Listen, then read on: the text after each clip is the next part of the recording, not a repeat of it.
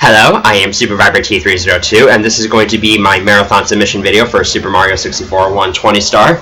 There's a lot to unpack in this run, so let's just go ahead and get started in 3, 2, 1, go. So I just gotta mash through some screens here, and then we'll get to the intro cutscene, and I'll start talking.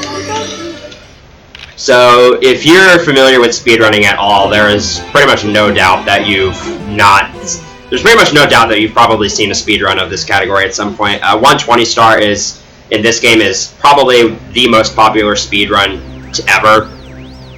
It is essentially this game's 100% category. We collect every available star and complete the game. It's a decently long category, but pretty much every star has unique strategies for going about it. There's a lot of cool 100 coin routes, and it's gotten heavily optimized over the past few years, so hopefully I can put on a decent showing.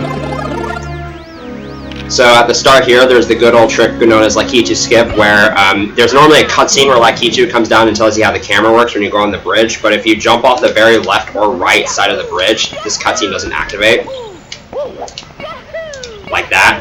So you just skipped over that cutscene. That saves like 8 seconds right off the bat.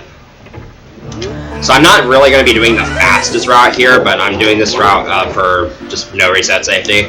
So I'm going to Bob on Battlefield to get 1 star from here, so I can unlock Womp's Fortress. And for this first star, I'm going to be doing another famous trick known as Bomb Clip, and I'll explain it after I get it.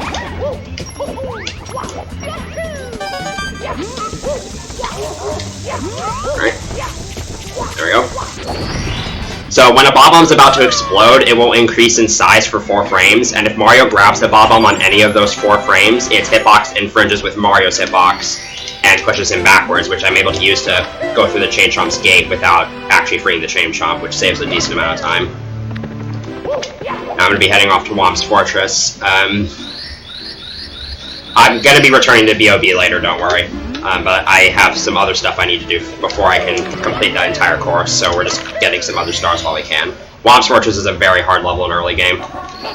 This first star, I'm going to go for a trick known as Owlless.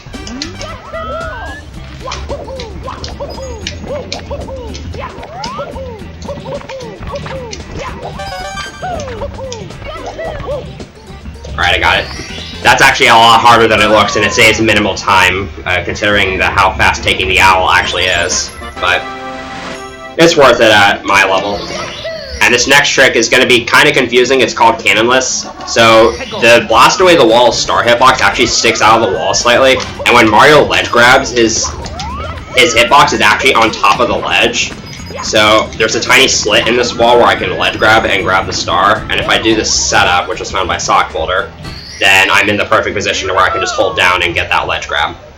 And that allows me to get that star without using the cannon. Alright, here we have the first 100 coin star. 100 coin stars are always paired with another star, because that's one less trip to the level, and then this level is going to be with the red coins, because they're all spread about. I need to have pretty decent movement in this first half of the level here, because there's a cycle I want to catch.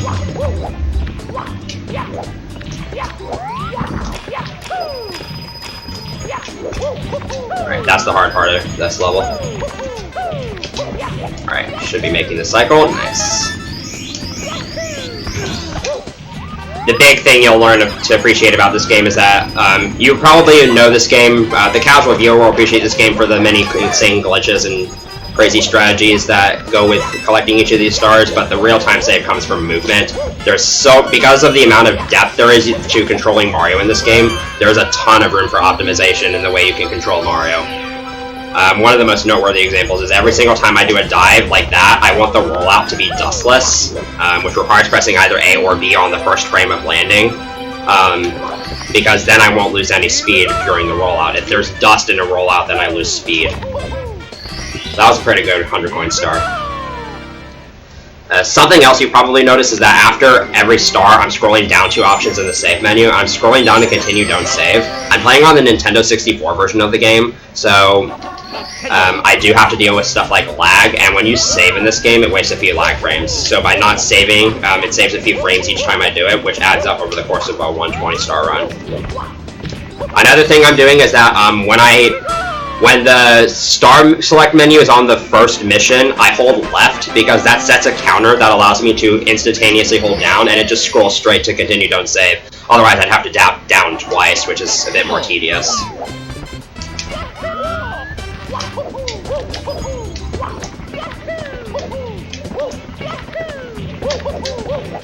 So with the King Womp here, there's a pretty famous glitch as well, where you just ground pound and you go straight through him.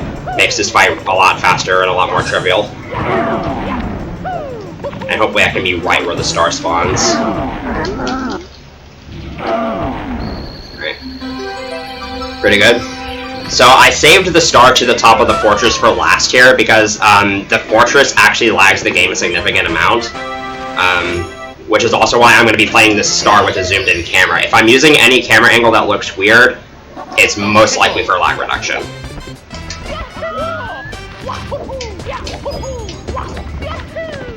Oh, I meant to do a jump dive there, but I pressed B before A. There we go. Right, slight slip up there, but I backed it up pretty well. And that's it for Womp's Fortress.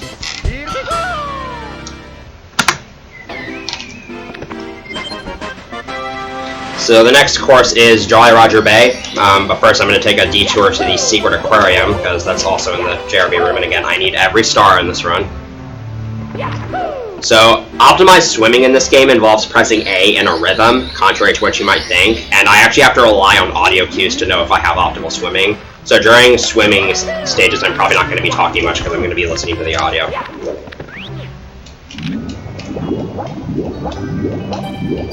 Secret Aquarium's pretty straightforward. You just collect the 8 red coins and try to swim as optimally as possible, which is easier said than done.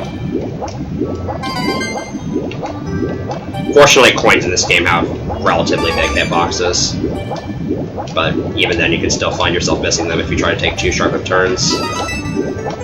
So if you're hearing this noise when I'm swimming, then I'm swimming optimally. And I want to maintain this as much as possible. And here I'm going to hold C up and C left on the controller, because that gets the fish out of you, which reduces lag. You're going to be seeing me use a lot of these awkward camera angles and water levels for lag reduction. Okay, so now we're going to enter Jolly Roger Bay. For this first star, Plunder in the Sunken Ship, I'm going to go for a strat that I'm not entirely well versed in, but I'll give it a shot, just for the sake of the run. It loses minimal time if I fail it. So, the ship's collision detection is really wonky. I don't quite know how to understand how this works, but there's a corner of the ship that you can just swim through and clip through if you do it in just the right way, and you can swim into the loading zone without having to lure the eel out. I'm gonna go for this here.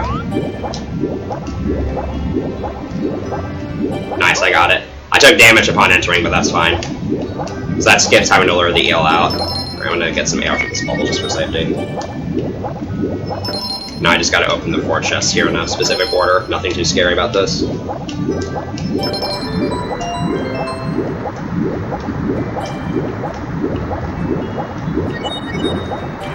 If I get to... Oh, I ground pounded a little early there. I was trying to get to that star block with that ground pound. I ground pound stars because that automatic ground pounding automatically sets Mario to his terminal velocity of 75 units downwards per frame. So by ground pounding stars, I fall to the ground at terminal velocity, which is faster in most circumstances. So there's a pretty interesting strat for this star. When Mario swims into a ceiling hitbox, it moves him downwards, and this floor is so steep that its hitbox is incredibly thin. So I can just swim straight through the steep floor, and then swim into the ceiling hitbox of the cave, and it just downwarps me into the cave. That saves like half a second or so, but it's super easy. I just gotta make my way through this cave here. So again, every single one of these dive rollouts being dustless means I'm doing them optimally.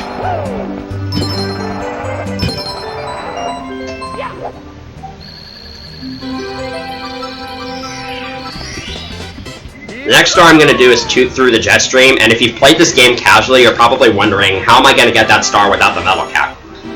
Because normally, again, you need the metal cap to go through the jet stream, but with optimal swimming, you can literally just swim through the jet stream. It's not that hard, and you can collect the star without the metal cap.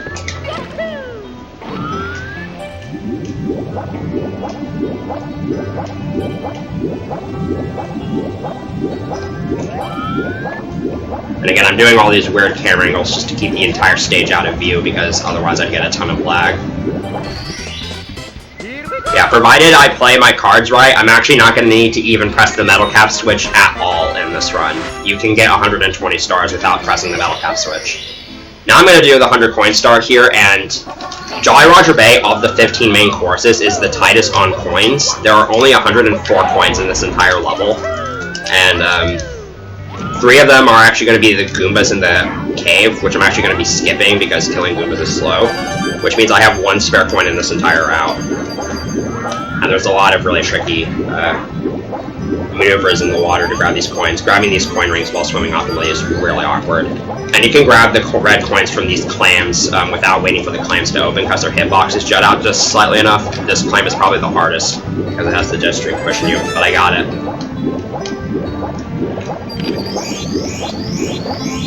So talking about the 104 coins, so because of that strict coin count, if you miss a single one of these blue coins, which shouldn't really happen as long as you know what you're doing, you actually can't get the 100 coin star. So you have to get every single blue coin in this level to get the 100 coin star.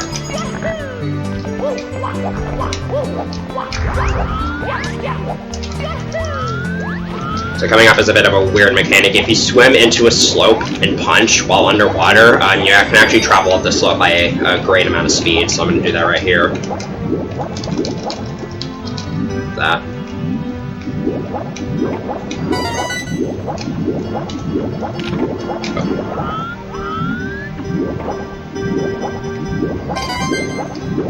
So I'm going to open the cannon now because I have to go over here to get a red coin anyways, and since the Bob-omb Buddy is right here, I might as well just get it while doing the 100 coin star, because I'm going to need the cannon for the next star I do. So the ship is on a cycle, so depending on where it is in its cycle when I get there will determine the movement I use for getting onto the ship. Alright, so I'm going to play it a little bit safe and go around like this.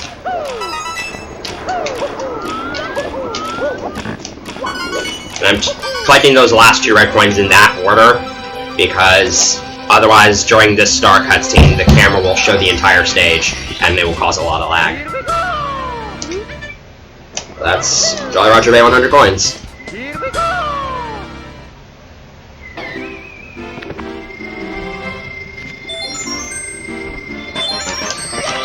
Now I'm going to do the star with the cannon. So, funnily enough, in the original Japanese version of the game, this star is actually not in an item box, it's just out in the open. So this star is actually faster on the Japanese version of the game. This cannon shot's a little bit precise. Alright, got it. You're supposed to aim to the poles and then jump to the star from there, but with a precise enough shot, you can just glide straight to the star platform. I am playing on the NTSC-U version of the game, which is only like a couple seconds slower than the Japanese version, mainly because of that difference I just pointed out, and also Peach doesn't have any voice acting in the Japanese version, so she doesn't read her letter, which saves a couple seconds in the opening cutscene. But other than that, these 2 versions are kind of interchangeable, aside from a couple other version differences I'll point out later. So this last star is getting the star from Unagi the eel here. Not really much to say here. You just camp out above him, and then when the time is right, swim down. Makes collecting the star trivial.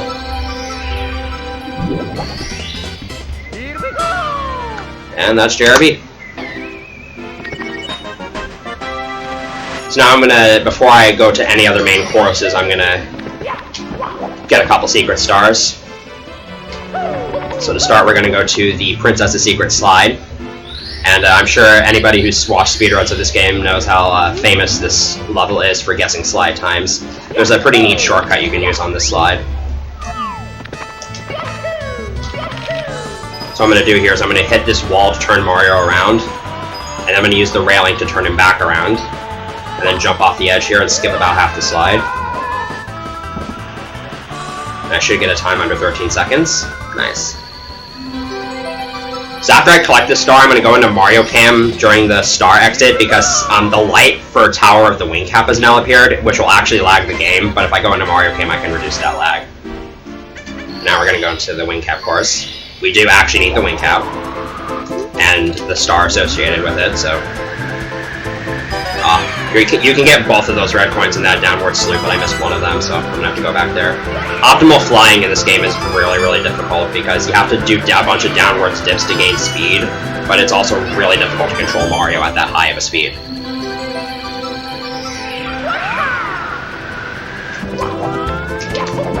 So there's normally a text box that appears when you jump on a cap switch, but you can skip that by jumping off the cap switch and then jumping right into the star. So I'm going to head back to the Princess's Secret Slide, and what the star I got earlier was the star you get from finishing the race in under 21 seconds. Now I'm just going to get the regular box star, but I'm going to use the same shortcut again.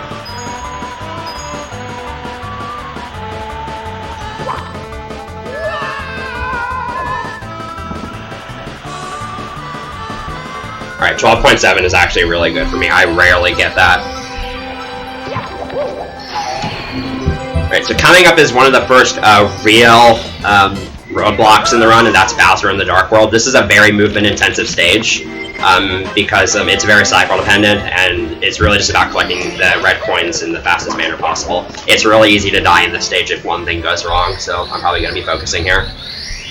The optimal cycle I can get for RTA is a Shigeru cycle named after an old Japanese runner, and that's the cycle I'm going to be trying to get here.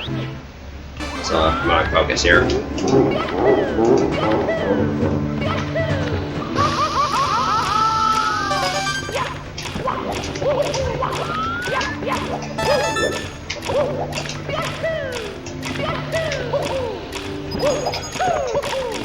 Alright, so I'm not really going to make the cycle because I got burned by fire at the start, but as long as I don't die, I should be fine.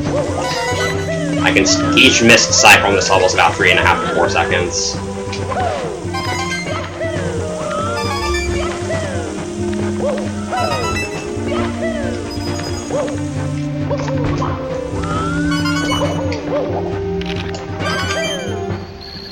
So now I just gotta get to the red coin star and then fight Bowser, which is pretty straightforward. So I'll go ahead and explain why I had to split Bob on Battlefield up into 2 trips with this route I'm using. In order to quickly collect every star in BOB, you actually need the wing cap, but the wing cap tower of the wing cap isn't able to be accessed until you have 10 stars. So an optimal route would actually be to use a trick to get to this level and do this as the first star in the run, so that you could do all of Bob on Battlefield in one sitting. But I didn't do that in this run, so we had to split it up into 2 trips.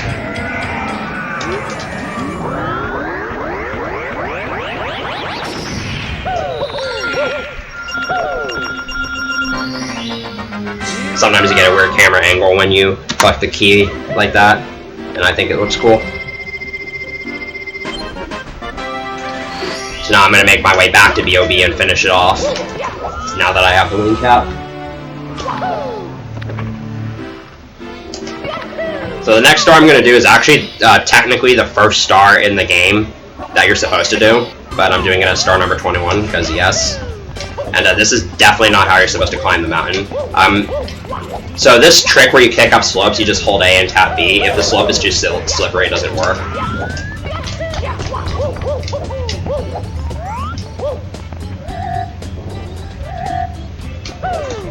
And King Balam here is this fight's pretty straightforward. You just gotta throw him 3 times.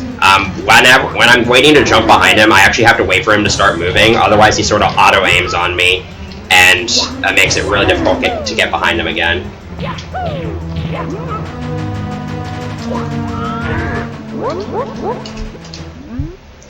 Well, that's that star done with.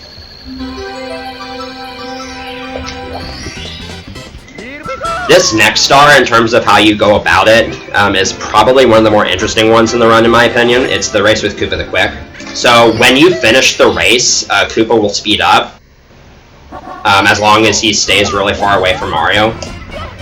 So I want to actually finish the race as fast as possible, because then he will finish the race as fast as possible. going to be using the same route to get up here.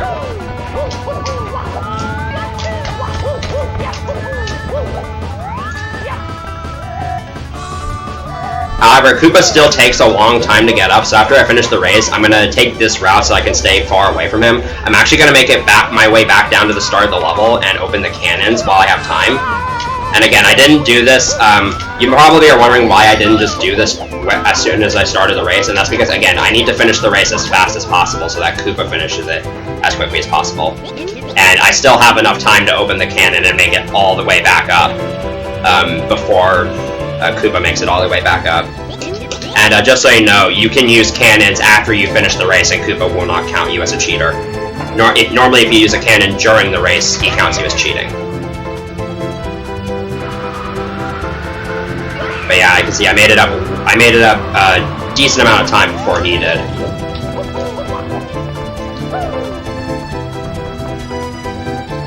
Now I can stand in a precise spot. Okay, so you have 1 frame to hit a button before that cutscene starts, so I was mashing A, and that's why Mario jumped there.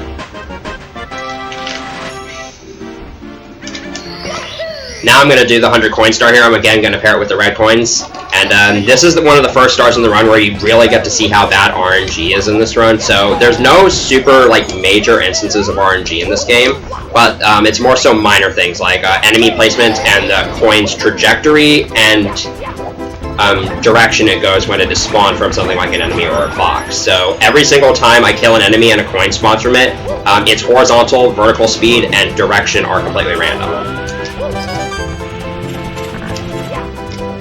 Alright, I need the shell here to traverse the course a lot quicker, and I was supposed to grab that red coin during a jump earlier, but I messed it up. And backing it up is not exactly the easiest thing in the world. I also have the wing cap here, because there's a lot of coins in the sky, and so I'm going to want to get a lot of those coins. But I don't want to spend too long here. So because I messed up earlier, I'm a bit shorter on wing cap than I would like, so just to be safe, I'm going to grab a backup wing cap here. So now I want to get at least 58 coins out of the air, but the more I get, the better. So we'll see what I can get here. I also want to avoid activating the secret star if possible. I'm going to make a quick little turnaround here. Alright, 61 is not a good number, but I can work with it.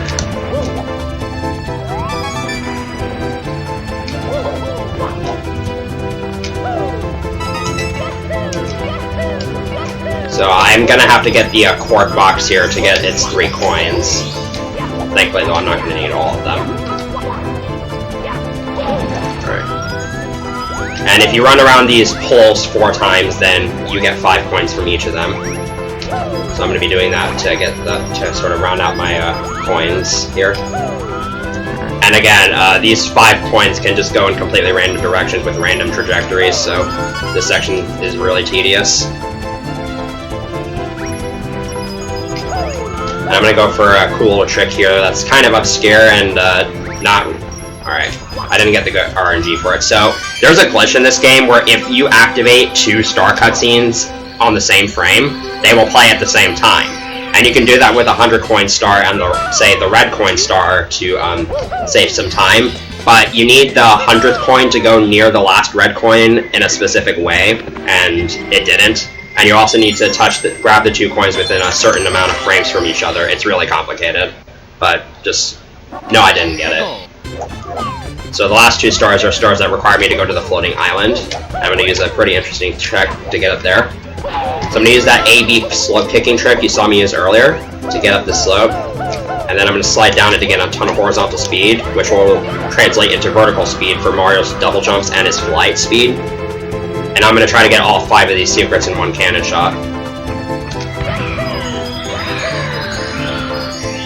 I actually have to be careful when entering that cannon. Mario's yaw velocity, which determines how far he's leaning to the left or right, can get conserved between flights. So, if you have an extreme angle when ending the first flight, and then you launch out of that cannon, he'll just veer off to the left or right once that second flight begins, and it can cause you to miss secrets. So now I'm going to do that sky jump trick again, but this time just for the star that's in the box. And again, I need the speed from this slope to make it up to the floating island. If I just triple jumped from the cannon, I wouldn't even make it close. But there we go, now we're done with the first course in the game.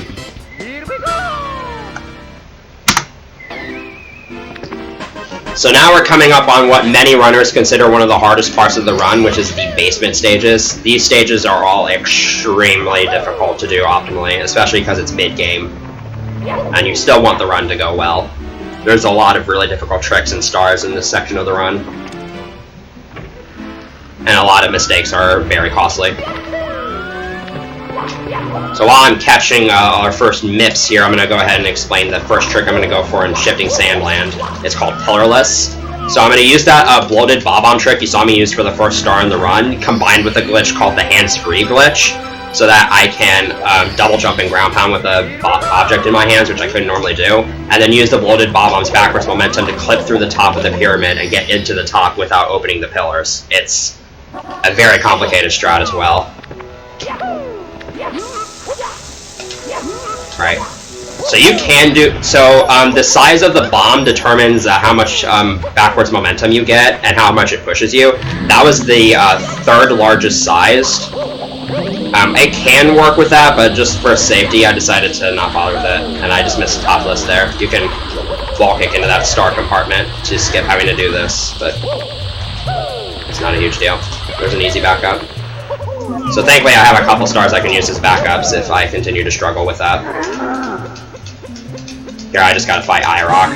That set of 10 text boxes is only 2 on the Japanese version. Text actually scrolls slower in the Japanese version compared to the English version, but there's just less of it in some areas. So yeah, IROC, pretty simple fight.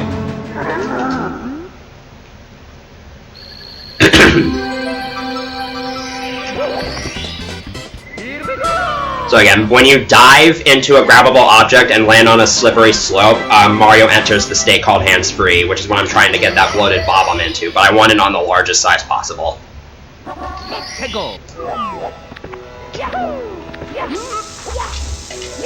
Alright, I'm just gonna go with this. So now I have the bob-omb in hands-free, so I'm gonna try to get it all the way over to the pyramid here.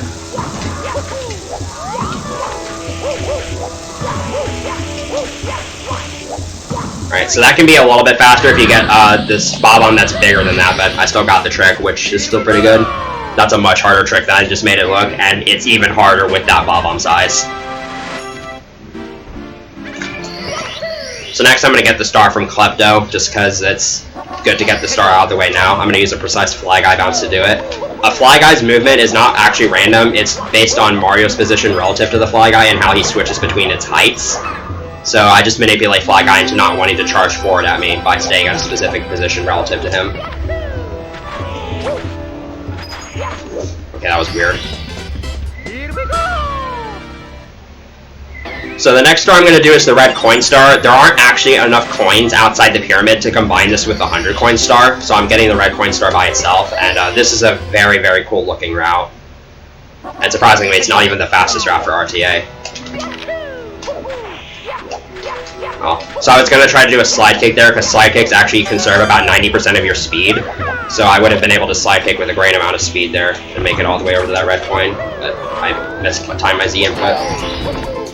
So what I'm going to do here is I'm going to fly over to this red coin and then grab the one in the water, and I'm going to grab the other 3 red coins in just one flight. And this is a pretty cool trick. If you do your first jump at the top of the pillar, you can clip your double jump at the top of it. And it allows you to start a triple jump slightly quicker.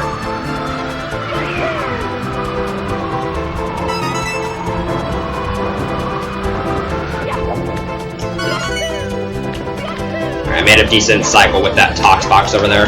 Sometimes, if yours too slow, then that Tox box can be in your way, and you have to do slow movement to get around it.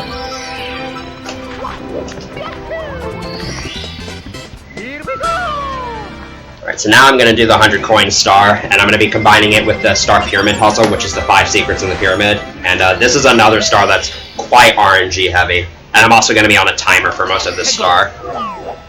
So the star here, I have a lot of RNG with this crazy box, this bob-omb, and this Fly Guy. Oh. The Fly Guy did not do what I wanted it to do. So I'm just going to go ahead and kill it here. So I want all 8 of these coins, so this is actually really bad RNG. Alright, I'm just going to take what I got there. So I'm going to go ahead and grab this wing cap here. And now that I have the wing cap, I'm on a timer, because my goal is to get as much done as possible before this runs out. And hopefully I can make it through the rest of this first section without it running out. So now I'm actually going to be going on all 4 of the pillars so that I can activate the top of the pyramid the intended way. Because I am going to want to go through the pyramid through the top, just so I don't have to actually climb it.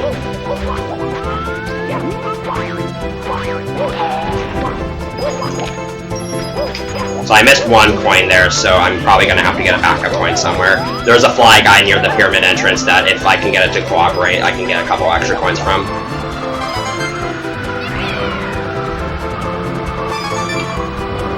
But Fly Guys are not exactly the easiest enemies to have control of.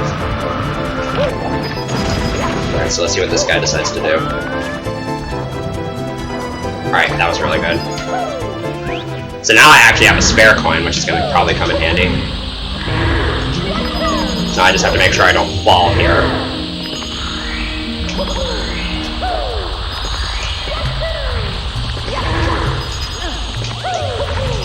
So because I'm playing on the English version of the game, I don't have to worry about this, but on the Japanese version, if you move immediately after collecting this 5th secret and create like dust, it causes an exception in the audio thread of the game.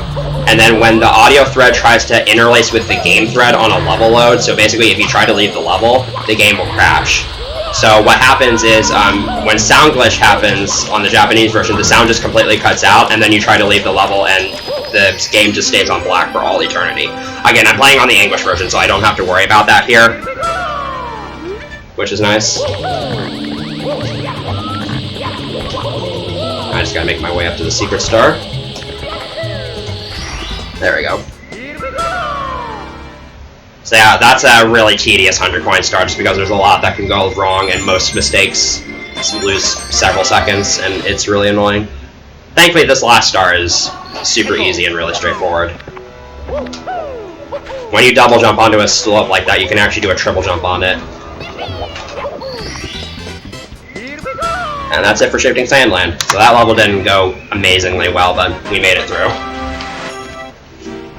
And now it's time for another really hard level in Hazy Maze Cave. So I'm going to start again with the 100 coin star here. This is one of the most roundabout 100 coin routes in the run. And also widely considered one of the most difficult 100 coin stars to get down. There's also quite a bit of RNG here. And I'm again going to be combining it with the red coins, but I have to go all around the level for this one. So there's a lot of stuff involving elevators in this red coin room, so what I'm going to do here is I'm going to activate that elevator, head over here to get these 2 red coins, and I'm going to make my way back before I miss my ride. Okay. It's a very scary sequence to do there. So I'm just going to wait here. I have the camera turned like this so that I avoid some lag. That's also why I don't break that box. And hopefully I can get this long jump to that platform to skip the rest of it waiting here. Alright. So I'm actually not going to be completing everything in this room in one go, even though again I am doing 100 coins with the red coin star. I'm actually going to be heading over here, and I'll explain why later. So I'm going to head into the Toxic Maze and get some coins here. So coming up is the first instance you'll see me of going for a backwards long jump. So Mario's doesn't have backwards. He doesn't have a cap on his negative speed when long jumping. So and whenever Mario long jumps backwards, he gains a slight amount of backwards acceleration. So by having Mario's long jump get immediately cancelled so that he can long jump again, which I'm going to do here using this elevator, I can exponentially build up negative speed.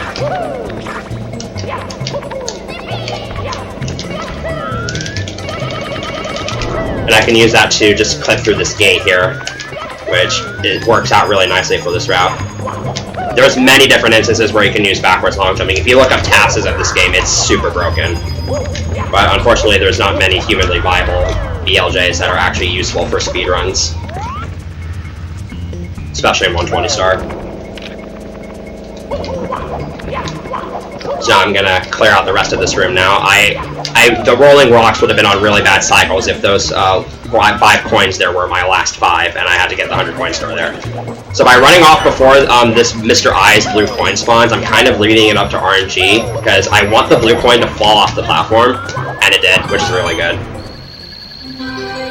Sometimes the blue coin can just stay up there, and then you have to wall jump up to get it, and it's really annoying. That was overall not too bad of a 100 coin star. So, coming up is a strat I should not be going for at my skill level, but because this is a showcase for marathon submissions, I'm just going to give it a shot, just for the heck of it.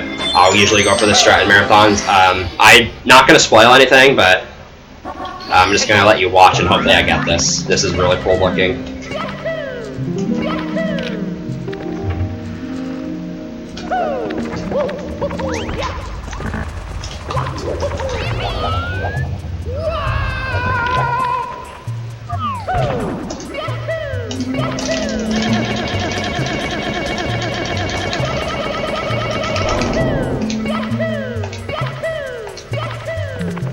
Alright, I didn't think I'd get that. But yeah, that BLJ is one of the hardest RTA viable strats for 120 star, and I just happen to know it, so I like to bust it out in marathon runs every now and then. But yeah, that's a really cool looking strat, and that just skips going through the entire toxic maze. That's, again, way harder than I made it look. So as you saw in that previous star, a lot of rooms in Hazy Maze Cave just don't have ceilings, so Mario can just kind of jump over walls, like so. And the underground cavern happens to just be down here, so I can just skip down here. And now I can go to the metal cap area. So again, I don't have to press the metal cap switch in 120, and if I go fast enough, I can get all 8 red coins and the star with this metal cap I have on at the start of the level. The timing for this is kind of tight, but if the movement isn't too hard to get down.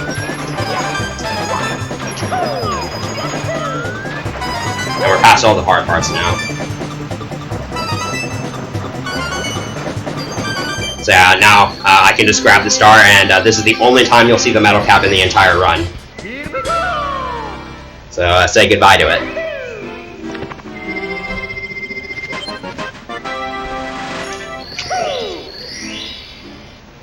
And now I'm going to do that box jump trick one more time.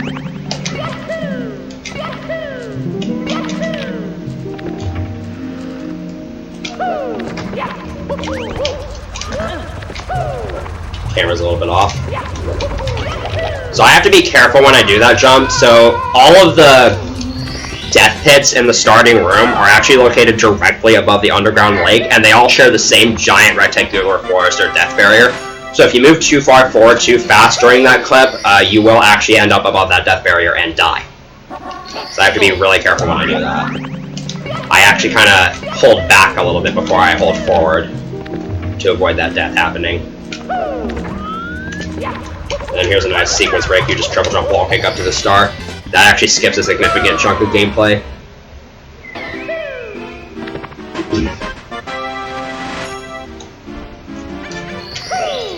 So the next star I'm going to do is Metalhead Mario Can Move. And you're probably thinking, how are you going to be able to get this star without the metal cap? Because I definitely did not hit the metal cap switch. Well, if you just fall onto the switch with enough downwards vertical speed, you can actually hit the switch in the water. And I'm going to jump over this wall to gain the necessary height, and also to just skip down here faster. So there, I just hit the switch and I didn't even need the metal cap.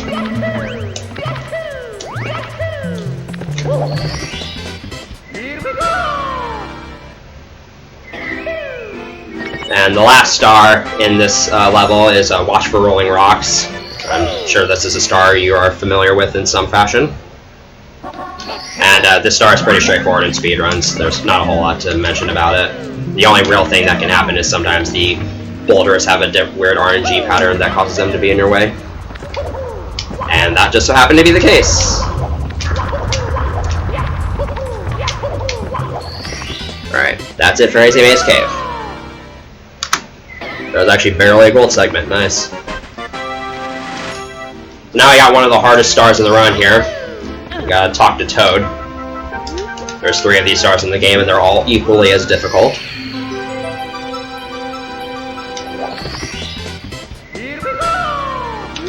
And now we get a little bit of a breather, because this next level, Lethal Lava Land, is not nearly as difficult as the previous 2 levels. There's still a few difficult parts to this level, though.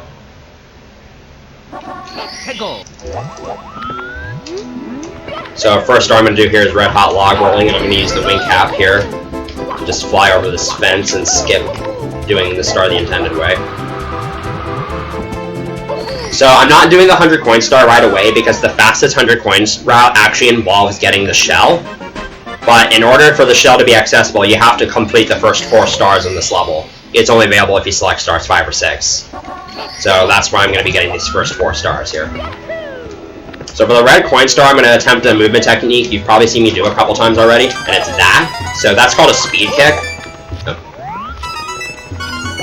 So when you land from a rollout with a high amount of speed and you try to press A and B at the same time, normally you do a jump dive. But if you hold neutral on the control stick and hold A upon landing, you can actually do a kick that preserves your momentum. And you see me use that a lot for triple jumps because A-B kicks have a set starting height, whereas regular single jumps do not. And again, they preserve momentum, so they're really useful. So when I long jump at this slope here, I actually want to be holding Z, because otherwise I couldn't jump off. I wouldn't be able to jump dive off of it instantly like that. Alright, I failed the ledge grab skip, so I'm going to do the small bully star instead. That's way harder than it looks. But the big bully kill is super easy for this star.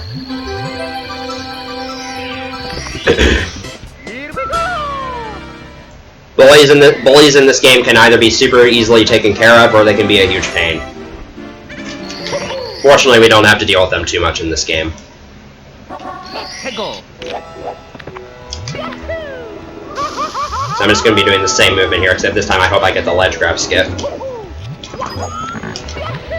That should be good. There we go. I didn't really lose any time for failing it the first time. So now that I've collected the first 4 stars, then I'm going to enter and select star 5, and the shell will be available, which I'll use to get a lot of coins outside the volcano. There are enough coins to get the 100 coin star without going inside the volcano, but there are 20 coins conveniently located on the path up the volcano. So I'm going to get 80 coins outside of here, and then just go inside and get the remaining 20 on my way up.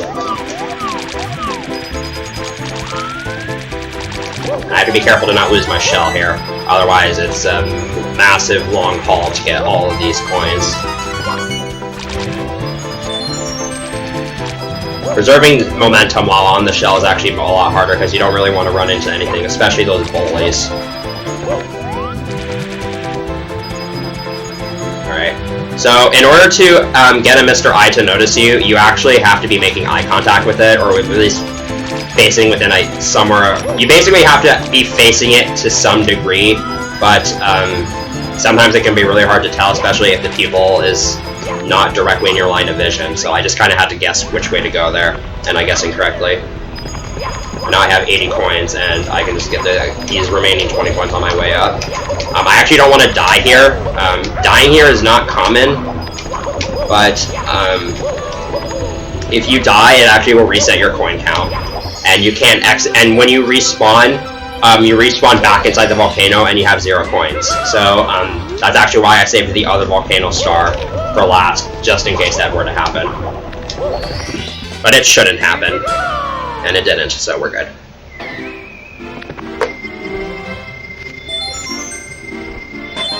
So the last star I have to get is the elevator star, and I think this one's going to kind of speak for itself. This star can be a little bit technical as well, and it's super easy to die to if we miss an input.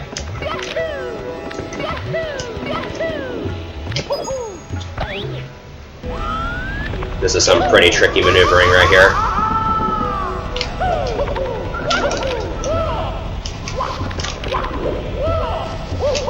Alright, we're good. So now I have 50 stars. I have spawned the second MIPS. This MIPS is actually slightly faster than the first one on the English version of the game.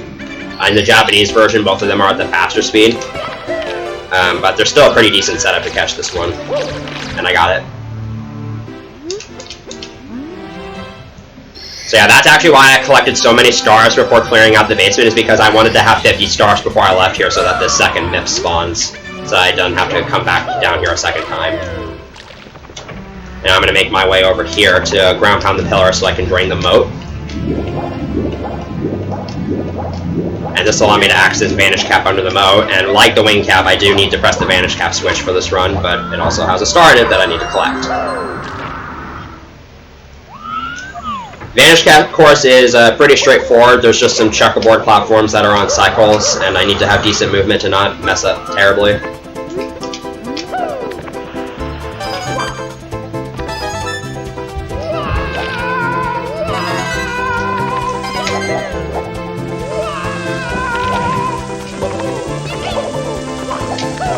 This part is a little bit scary, because if you mess up here, you just fall.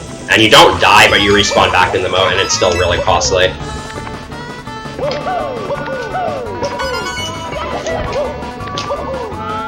Alright, so I'm going to go for another tech skip here. This one's way harder than the Wing Cap one. That should be good. There we go. That's the famous Siglemic that I'm sure you all know and love. Shouts to Narcissa, right? So now there's still a couple more lobby stages I have to clear out before I can move on to the upstairs portion of the run. And we're going to start with Cool Mountain. So I'm going to go for a bit of a safe strat on this first star. When you do a rollout in this game, you do not take fall damage regardless of how high you fall from. So I can just fall all the way down here. And then using some fancy jumping shenanigans, I can just make my way up to the Wall Kicks Will Work star.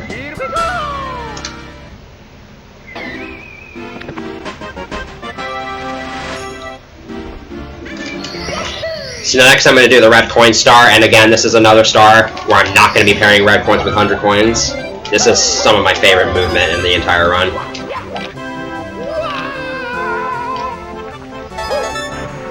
I'm sliding here to gain a lot more speed than usual. So that's another thing that kind of happens in this game. So a ceiling hitbox in isolation extends upwards to infinity. So normally ceiling hitboxes can be overridden by floor hitboxes, but there are some areas in this game where ceiling hitboxes actually slip past floor hitboxes, and so Mario can experience one in isolation. And so what I just collided on there looked like an invisible wall, and that's generally what they're referred to as, but it's actually an exposed ceiling hitbox.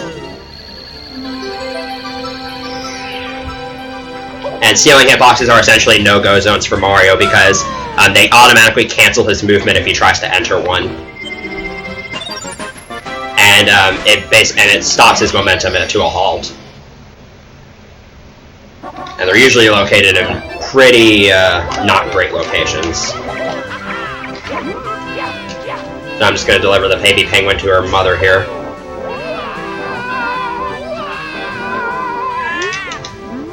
Pretty simple star, but it looks really impressive. And no, I'm not going to drop the baby penguin off the edge. So that star actually spawns in a different location in the Japanese version, so this star is, again, faster on the Japanese version. But I don't get that time save. Next I'm going to do slip sliding away. So there's an intended shortcut Nintendo has on the slide here, but you can just do this instead. And just skip the entire slide instead of only about half of it.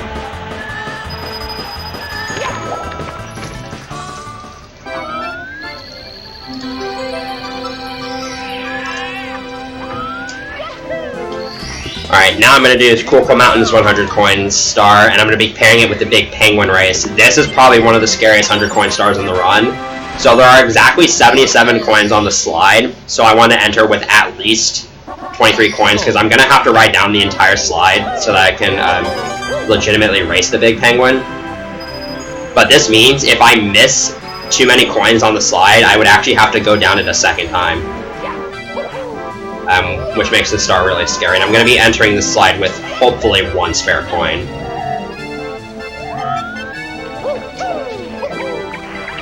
So I'm going to kind of try and focus here.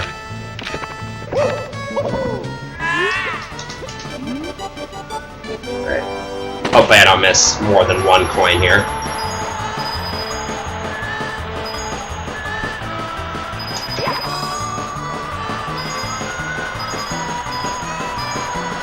Alright, I'm past all the hard parts now. I do actually want to miss one coin intentionally, because I want the last coin I collect on the slide to be the 100th coin. Otherwise the star will spawn a little farther back than I'd like.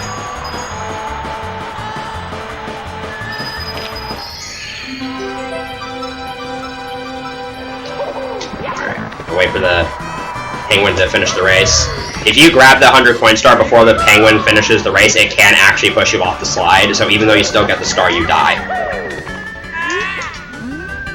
So I just had to wait a little bit so that didn't happen.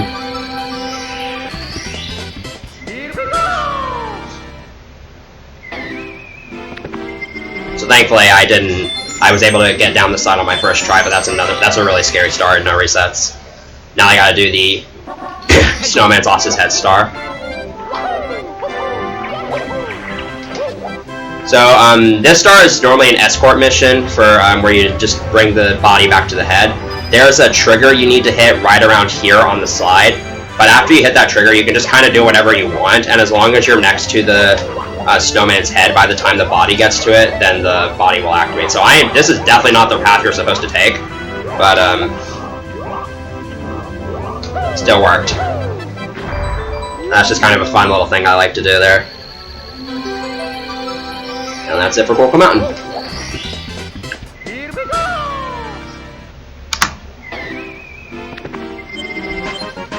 So now we're coming up on some scary parts of the run here, and I mean that both literally and metaphorically.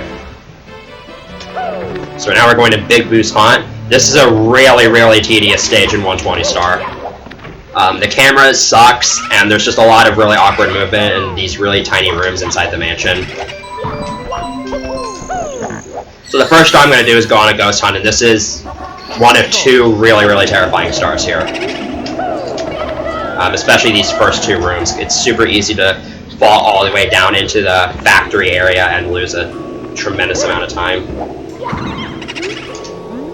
Because you have to spend like 30 seconds climbing back up. Alright, that jump dive is really scary, but I made it past. So now I'm safe for the rest of the star.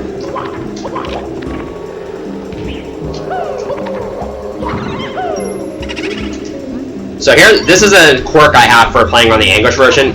These last two boos, if I kill them at the same time, only one text box will spawn, but I have to do it in a specific way. Oh, I didn't get it. So I could skip that text box if I killed those last two boos at the same time and then slide kicked away, but I didn't get to do that.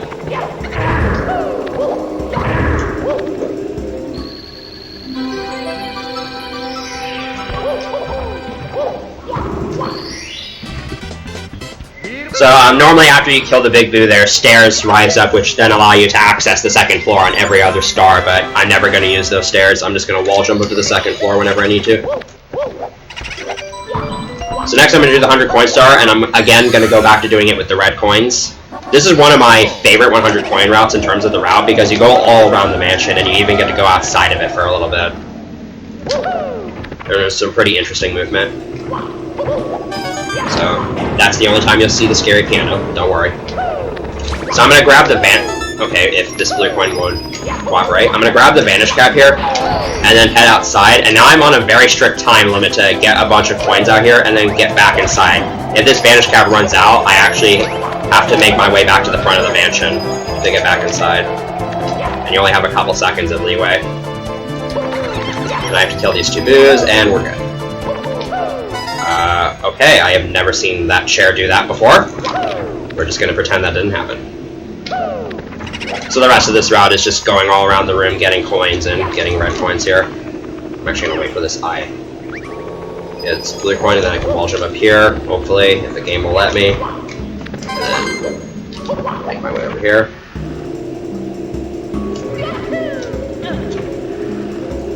There's one more Mr. I gotta deal with here.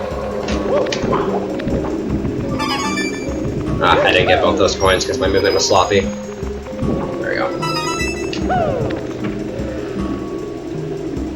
So in a little bit, I'm going to do a trick where I use the trapdoor in this room to fall into another room, and it's a very scary part because it's super easy to miss the platform you're trying to land on, and fall into the factory where the merry-go-round area is, which is, again, a big time loss.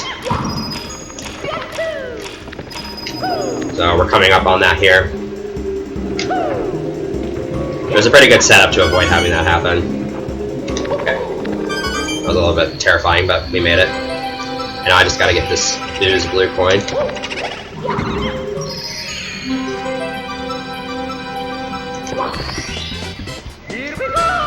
That was a bit of a sloppy 100 coin star, but there's room for a lot of major mistakes in that star, so I'm not too upset about it. In a no reset, you really just kind of have to take what you can get. And it's another star that's pretty RNG heavy because you kill a lot of enemies.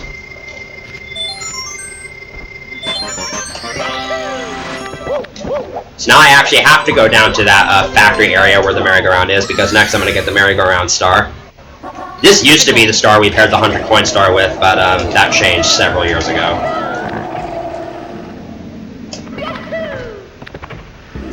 And a simple jump will get me down to this platform here. So I'm going to kill these 5 boos while facing the boo portrait, because that'll cause the puff of smoke to appear sooner, which signifies a boo as dead. And this matters for the last boo, because the big boo doesn't spawn until the last boo is considered completely dead, aka when the puff of smoke appears. So by having it appear sooner, I manipulate the big boo into appearing sooner. And that's a nice little time saver you can do for that star.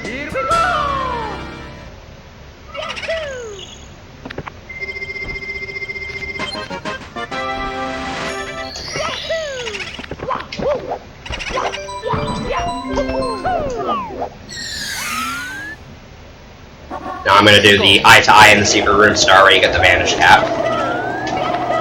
This star you're mostly doing as intended, aside from this wall jump. And this long jump.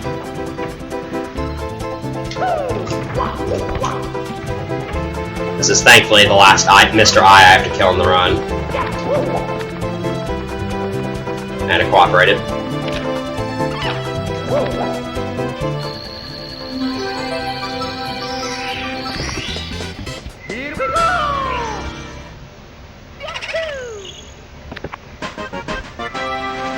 Last 2 stars are the stars you would normally see in 70 star. This level takes much longer in 120 star than in 70 star. As you can tell by those very long and roundabout levels. So this star is super pathetically easy and super short. You just wall jump up here, go into this room, and then you just double jump to the star. And that skips a puzzle. When they remade this game for the DS, they actually put a glass wall there so you couldn't do that shortcut. But on the N64, that jump is fair game. And the last star is Big Boo's Balcony, which is a pretty difficult star for casuals, but becomes a bit more trivial when you get into speedrunning. By the way, I'm entering these double doors through the left side, and that's actually important because when entering the double doors that way, Mario does a push animation. If he were to enter on the right, he would do a pull animation, and that's several frames slower. And I'm also going to do that here. So I'm going to get those first 2 hits on Big Boo, and then I'm going to get this 3rd hit by sliding into him, because sliding into enemies will actually do damage to them in this game. And that's it for Big Boo's Haunt. So at this point, there's only 1 main course I have left to complete, and 1 secret star before I am able to actually go to the upstairs part of the castle. And that's where I'm going to be going now. I also need the 2nd key to actually go upstairs. So now I'm going to visit Dire Dire Docks, which is another semi-boring water level, except for the 100 coin star here, which I'm going to do first. So normally what you're supposed to do is you're supposed to collect the star from Bowser's submarine, which unlocks Bowser in the Fire Sea. And then you complete Bowser in the Fire Sea, and the sub goes away and is replaced by a bunch of floating poles. And that's how you're supposed to get the red coins. But it turns out that while the sub is present, you can actually get all 8 red coins, and it's way, way faster. It's also way, way more difficult. and mistakes are extremely costly in this star. And just like JRB, I have 1 spare coin in this route, and I've already missed it, so I have to be really careful from here on out.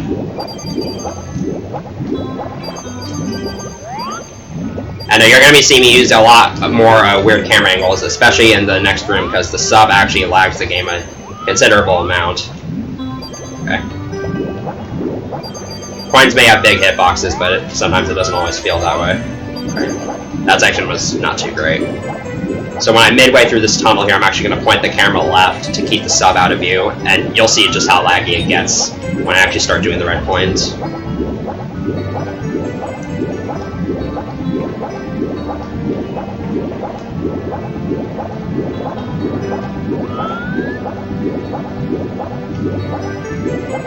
Alright. When I point the camera up like that, it basically makes finding this ring of 8 coins a crapshoot. Alright, now the real fun begins.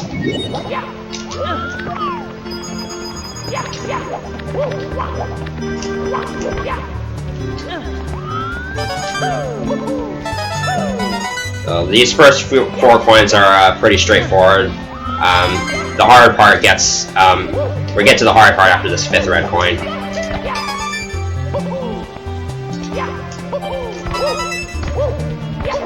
Alright, now I have to jump up to the front of the sub, and this is very slippery, so I have to do very precise jumps to do this.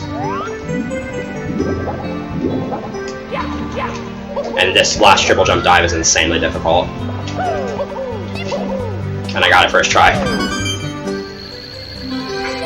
That's another strat that's way less trivial than it looks. Now I just gotta get these blue coins, and that'll get me to 100. So that was actually a pretty well executed DDD 100. Again, mistakes on this star are extremely costly, because you usually fall into the water.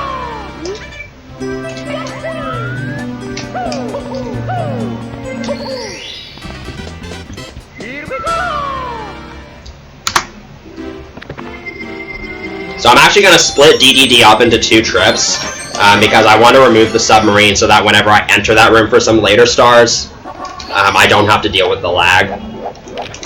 On other versions of the game, like the Wii Virtual Console, it's actually faster to do all of DDD in 1 trip because there's no lag to worry about. But I'm doing this star now because I don't have to go to the... Okay, I'm surprised that chest grab worked. I don't have to go to the other room, and the longer I put off doing Board Bowser sub, the more stars I can get while the DDD painting is closer to me.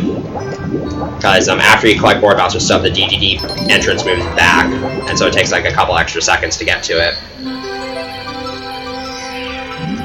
Now I have the funny star number. So, Board Bowser sub is another really straightforward star, so I'll go ahead and talk about Bowser in the Fire Sea, which is going to be the next star I do. So, Bowser in the Fire Sea has elevators midway through the level that operate on a cycle.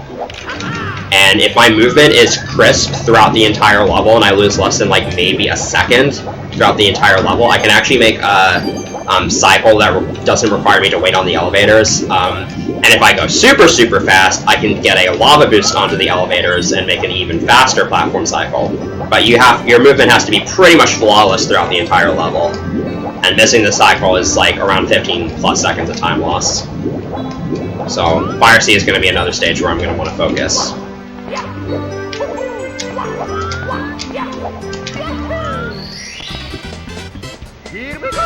So I'm probably not going to be talking much here.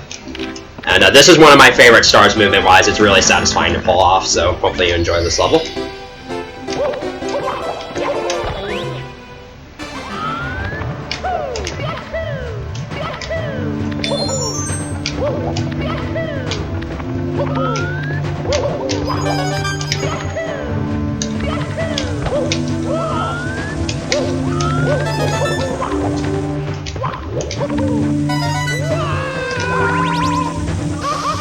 So far, this is going pretty good. I should be able to make the lava boost cycle if nothing goes wrong here from here on out. So that's the fastest platform cycle you can make RTA for this star, which is really good. Oh, I almost made the good ending there, but my angle wasn't too great.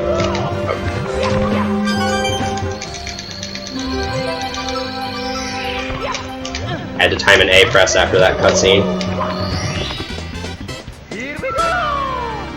So that was decently executed. I spoke too soon.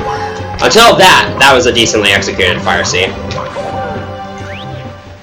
But now I have to do the Bowser fight. This is one of the easiest throws to make, but it's also the worst one to miss. Because Bowser, if you throw Bowser off the edge, he does this attack when he jumps back on, and you actually can't grab Bowser's tail during this attack.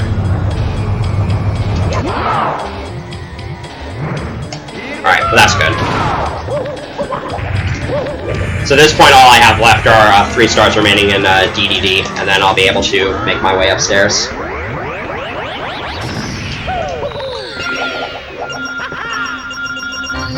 So the first star I'm going to do is Manta Ray's Reward. Due to a bug in the game's code, the visual orientation of the rings doesn't actually match their physical orientation. So sometimes it can look like you swam through a ring and you really didn't. So this star is really tedious, but there's a pretty consistent way to get these first 5 rings.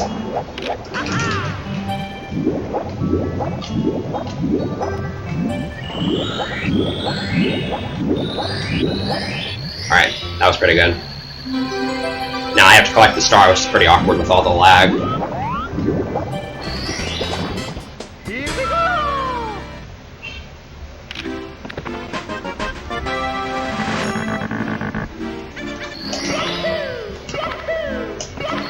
Last 2 stars are in the other area, so I'm gonna have to swim a decent ways to get there.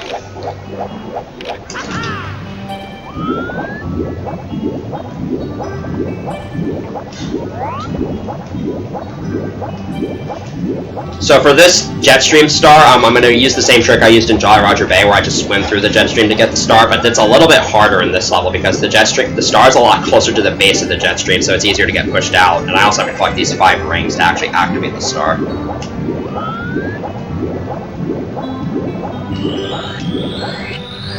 Alright, I missed the first ring cycle, so this is probably going to be really weird now. I'm not in a very good position. Alright, that was really bad. Alright, there we go.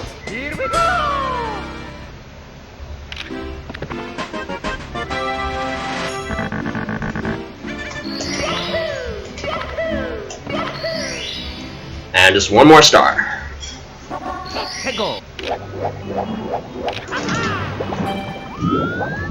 So for collect the caps, you're actually supposed to use both the metal and the vanish cap to get inside the cage, but Nintendo kind of overlooked the fact that you can just use the vanish cap. And so that's exactly what I'm going to do. In fact, I have to do it because I don't even have the metal cap unlocked.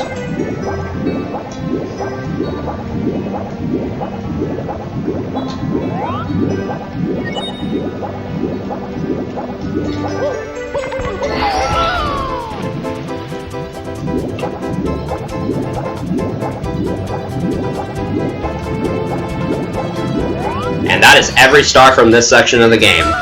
So now I'm able to go upstairs. And to get upstairs a lot more quickly, I'm just going to enter Bowser in the Fire Scene exit course, which will take me back to the lobby.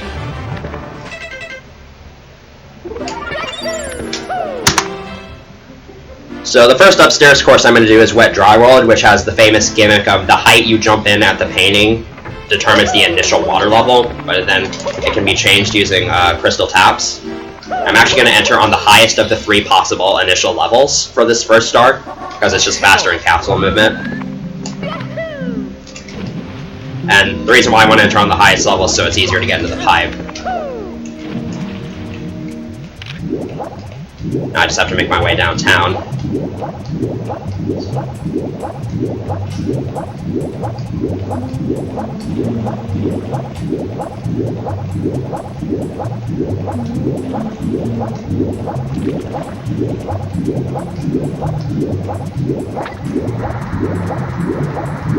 This is just yet another star that requires the vanish cap.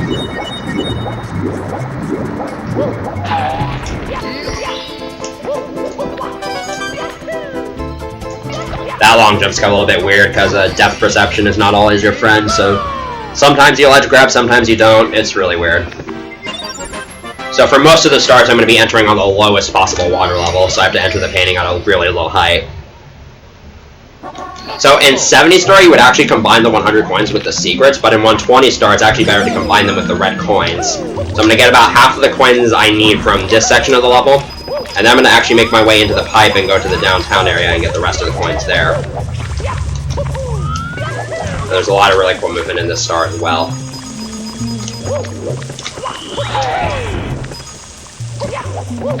As well as a really difficult but really cool looking jump to get into the pipe.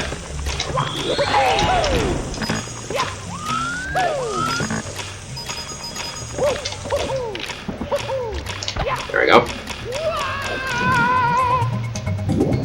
And this will be the last major instance of swimming in the run, so there will still be some swimming, but not as extended as this.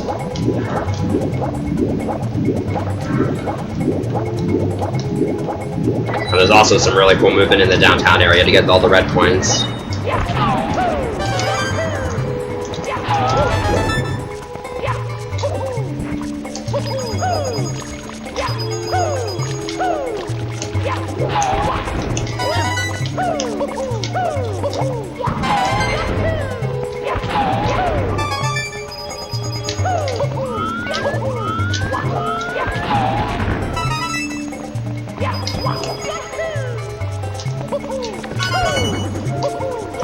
Okay, so I'm not in a very good position to do this, but I'll still try it. So there's a trick in this game where if you are in the air with a star, you enter a state where you can grab onto ledges and pop up like that, and that's called a star dance clip. So when I grabbed the star, Mario actually grabbed that ledge while he was airborne, but instead of entering the ledge grab animation, he just pops up onto the ledge. And that saves a couple seconds. So now I'm going to do the secrets by themselves, and this star has some really fun movement. But it's also another really tedious star.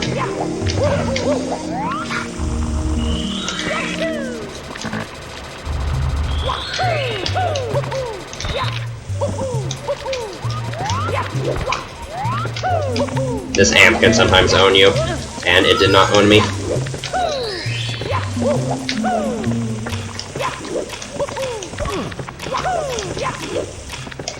This last jump to the star is a little bit scary because you don't have a really good angle. But that went well.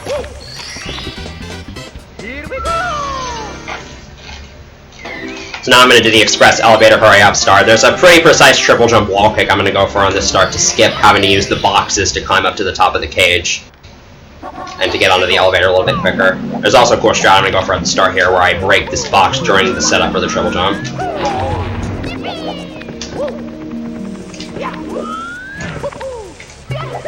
Alright, so I had a somewhat bad angle there, so I didn't get the wall jump, but it only saves like 3 seconds, so it's not a huge deal. And I need to activate the elevator, but after that I can just kind of ignore it.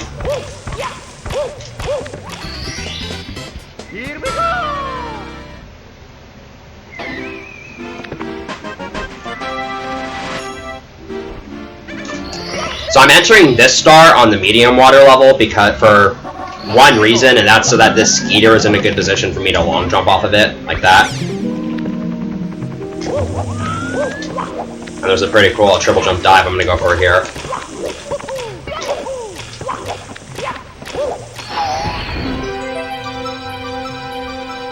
Pretty fun level there.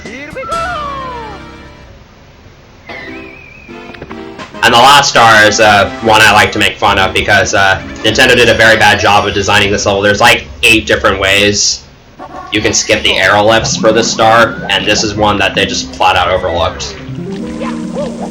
So there's a warp right here that takes you to where the cannon is, but guess what? The cannon is right above the star. So you just skip doing anything you need to do in that level. And we're done with Wet Dry World.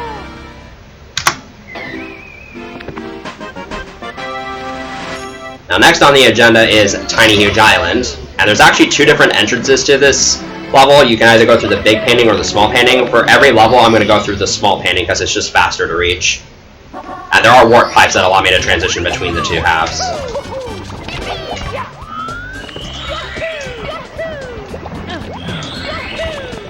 So first I'm going to do the secrets here. This is another really fun star movement wise. Though it has this really scary jump at the end.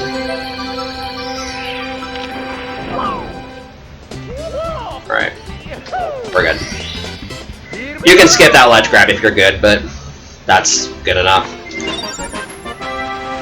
And you probably noticed that weird mountain clip I did near the end of the star. I'll explain that in a little bit, because you're going to see something similar to that in a little bit. But now I'm going to do the 100-coin star, and this is another pretty terrifying star for many reasons. So I'm starting on the huge island, in the small island, just because, it's faster to get here, and I'm just collecting some coins that happen to be on the way. And there's a pipe here. So this coin is just under the floor. Oh, I missed it. I'm going to have to get a backup coin. And I need to ground pound these big Goombas, because otherwise when I ground pound them, they will actually give me blue coins. Otherwise, they just give me yellow coins, and I want blue coins. I'm actually going to do a bit of a... Ooh, this might be good. I might be able to get a triple here. Oh, I didn't get it. The Goombas were not nearly nice enough.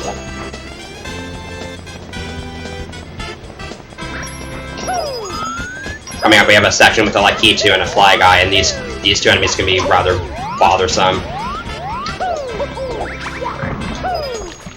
That's not how you optimally want to do that, but works. It was being a bit of a test there.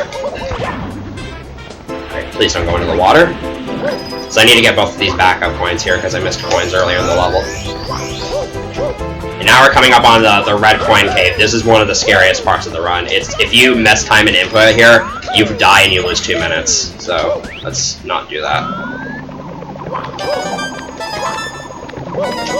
Okay, that was really scary. My angles were not the greatest there, so I'm surprised that worked.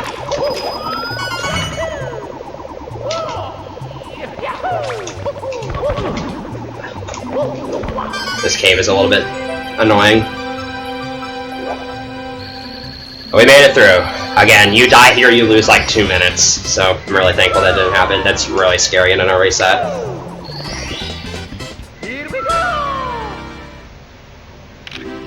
So now you're going to get to see a greater demonstration of that weird mountain clip you saw in the Secret Star. So certain steep floors in this game have thin enough hitboxes to where with a good speed and angle, Mario can just clip right through them. And whenever Mario enters a body of water, he is programmed to appear at the surface of the water immediately, regardless of where he enters it from. So I'm going to use that here. I'm going to clip through the floor there, and then just get teleported to the surface of water, and swim him into the Wiggler's cave without draining the water. And he acts like I flooded the house, even though I didn't. So now I just got another standard boss fight with Wiggler. Nothing too much to say here.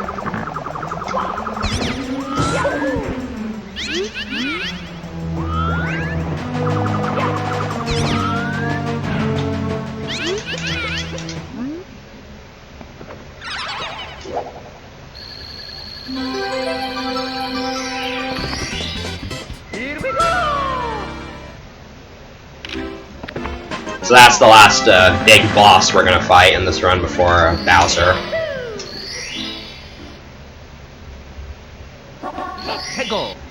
And again, I'm just putting off doing star number 1 as much as I can for some courses, just so that I can maximize the amount of times I'd use that fast menu tech I explained in Mom's Fortress, where I just hold left at the star select menu. Because it's a little bit more awkward when you have to scroll to the left. And some stars are act specific, so I can't use it. In fact, there is a star here that's act specific.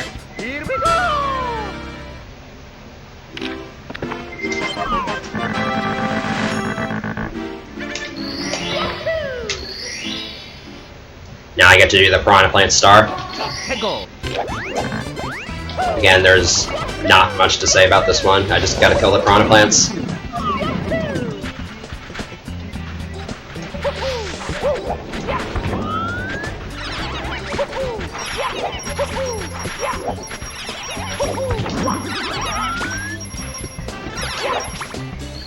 Alright, now we've got the final star, which does actually have something I can talk about. So the final star in THI is the rematch with Koopa the Quick.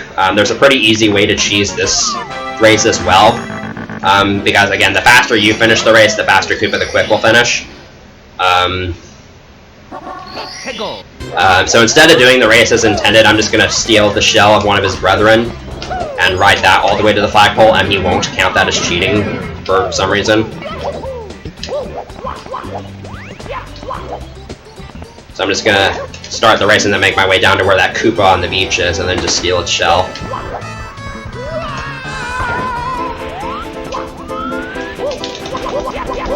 And this is slightly faster.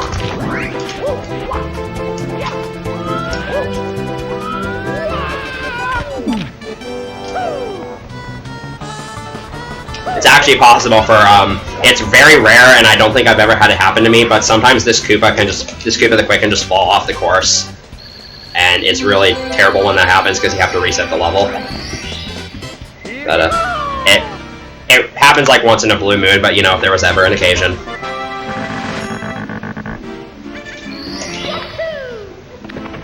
So, next up is Talta Mountain, but first we have another insanely difficult star from Toad. Talta Mountain is another really scary stage. There's a lot of really easy ways to lose colossal amounts of time here.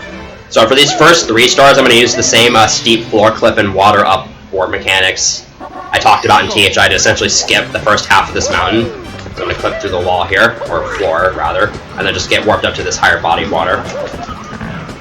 Log wall kick here saves like a second. That's totally worth it. Then I can jump up this slope to get up here, do another wall kick, and the Talta Mountain has been conquered in about 20 seconds, if that. Really fun level once you learn all the tricks and get the movement down. And I'm going to have to do that movement 3 times. And it's easy to fall down and lose a lot of time.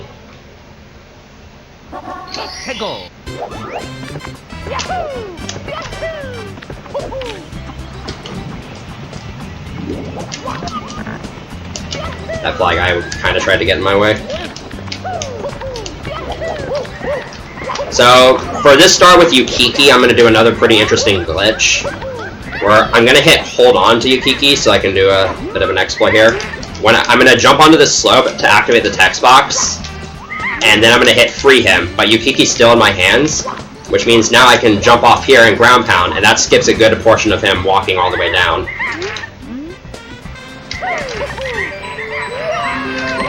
Oh, I meant to kick there to avoid fall damage, but that's kind of embarrassing, but didn't lose too much time. The star was just about spawned by the time the animation finished anyways. Now I have to do that movement one more time, and this time it's for the star in the waterfall.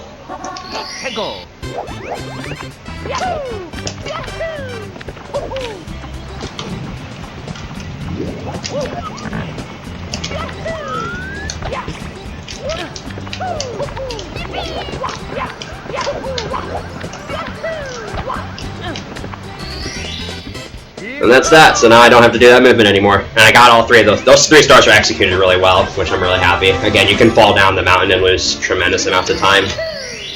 So the next star I'm going to do is Blast to the Only Mushroom, except I'm not actually going to blast to it, because opening cannons is slow. We're going to use a Crazy Box instead. This strat is... it looks scarier than it is. It's actually pretty lenient to make that jump.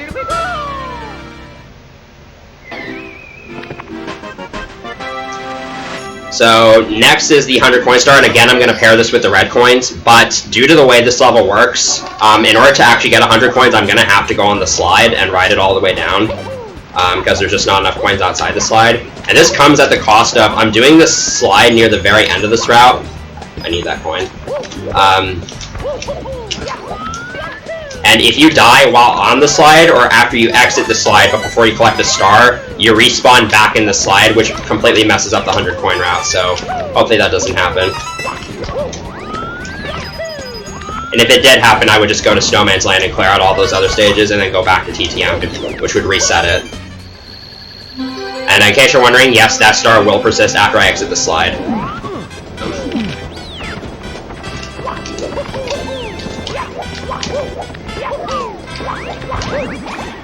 There's a pretty cool glitch I'm going to get to show off, if I can get up here first, at the start of the slide here, known as the CF glitch. So there are certain types of steep slopes where if you go into first-person mode to enter that braking action before Mario stops, and then go onto a slippery slope,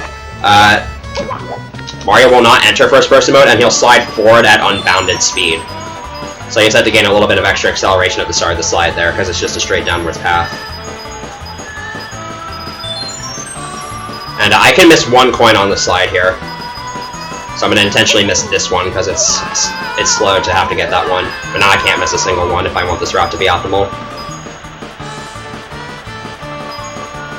And I could collect the 100 coin star on the slide, but it's really hard to do that and live, so I'm actually going to exit the slide with 99, and then get my last coin from a bomb that's right next to where the red coin star is.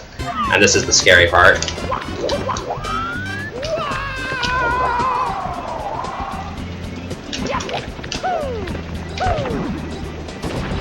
Alright. So I'm facing upwards on a steep slope, so I'm going to have to do a short wall jump to grab the star there, and I can't ground pound. And now, there's a bunch of exposed ceiling hitboxes around this mushroom, so hopefully I don't get hit by any of them. And I didn't, so we're good. So, there's a lot of there's a lot of fences. Wall hitboxes push Mario towards their edge, and a lot of fences in this game are one-way walls that push Mario inwards. So, there's a trick I'm going to go for here called Breezeless, and hopefully I can get this. Alright, so that fence has a one-way wall hitbox, and it pushes, and by hitting the lower portion of it with that triple jump wall kick, I get pushed inside the mountain, and then I ground pound so that I gain enough height to enter that floor hitbox and skip into that star compartment there. And that just skips having to go up to the top of the mountain and jumping down into the star compartment, which in and of itself skips the slide. So now I'm in Snowman's Lane. This stage is very fast, but also very tedious. With this first star, Snowman's big head. That wall kick is very precise, because there's only a tiny part of that bridge you can actually wall kick off of, the rest is just ceilings. And you can't really wall kick off a ceiling, because it's not a wall. Now I have one of the worst stars in the game, and that is Into the Igloo. First of all, getting up to this igloo is really awkward.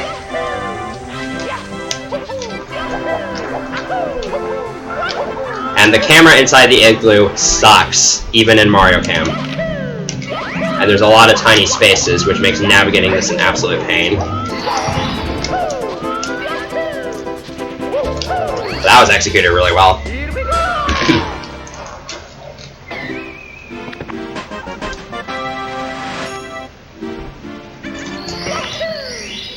Now I'm going to do Whirl from the Freezing Pond.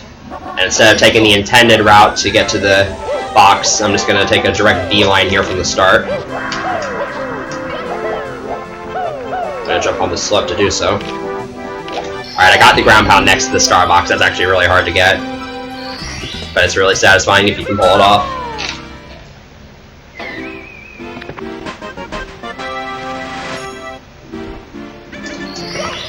Next, we got Snowman's Land 100 coins. And this is another really RNG-based 100 coin star, mostly because you kill a lot of enemies, but most importantly, these money bags. So money bag coins can just kind of go flying in all directions for some reason, and it makes it really difficult to get, and you really do not want to miss too many coins in this route. But fortunately I was able to get all the coins, which is really good, and actually kind of rare. So I have to go into the igloo here because there's a handful of coins here that I'm going to need. There is a trick in this game where you can duplicate money bags to get 5 coins from them each and get infinite coins, but there's no real setup for it that would be feasible to do in an RTA setting, and it's easy to lag the game or even crash it if you do it too much. I didn't need that Goomba's coin, but I'm grabbing it just for safety. So, yet again, I'm doing this. This is actually going to be the last level where I pair the 100 coins with the red coins.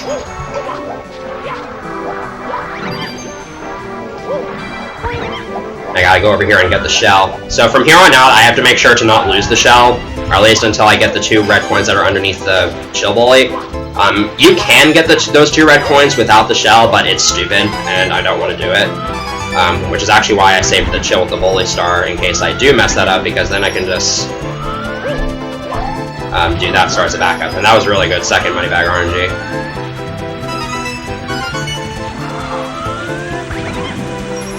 So I actually have 1 spare coin now, which is going to be really useful for this last spin drift, because I can just decide to not cooperate. Alright, but I got all 3 coins from it, so I'm actually going to have a spare coin. That was a pretty good Snowman Slaying 100 coin.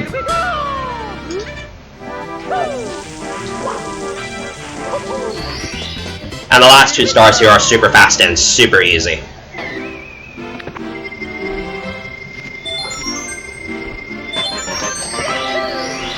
Into the deep freeze, for example, this star takes all of about 5 seconds, and it's literally just doing this.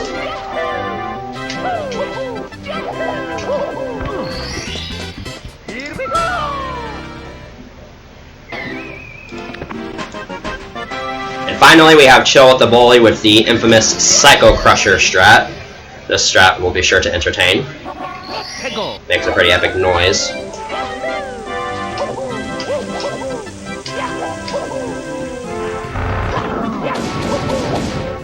This is actually going to be a gold. That's really impressive. I haven't golded this split in like a year and a half. And now all that's left is the tippy portion of the run, which is definitely one of the scariest parts of the run in 120 star, especially after an hour and a half of gameplay. So tippy refers to the top floor of the castle, which is beyond this door, and the stages that lie across from it. And first I'm going to go to Wing Mario Over the Rainbow, which is this cloud stage off to the left here. And this is a really scary stage. It's not terribly difficult, but if you fall in this stage, you lose a colossal amount of time. Because if you fall, you actually land all the way back outside the castle, and it takes like 30 seconds to get all the way back up.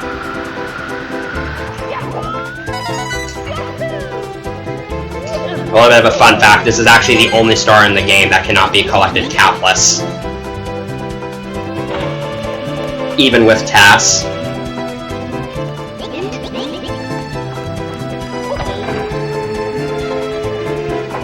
Yeah, for the most part, this star is, once you get past that first half, it's rare that you'll see runners fall unless they do something really stupid.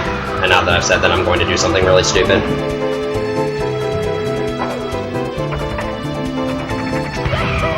That was a pretty high cannon shot. These last 2 red coins can be a little bit fickle to collect with optimal flying. This last one in particular, it's easy to accidentally grab the pole if you're too high. But if you do it right, you just grab the red coin like that. And yes, Mario's hitbox when flying extends upwards a lot vertically, so that's why I was... And coin hitboxes are already super big, so that's how I was able to collect that red coin, even though it looked like I was nowhere near it. Now it's time for Tick-Tock Clock, the first of the 2 big tippy stages. And I'm going to enter with the minute hand on the 12 because that'll cause all the clock parts to be frozen, which I'm going to want to do for the 100 coin star. So I'm just going to let you watch this stage and hopefully I don't mess it up too horribly.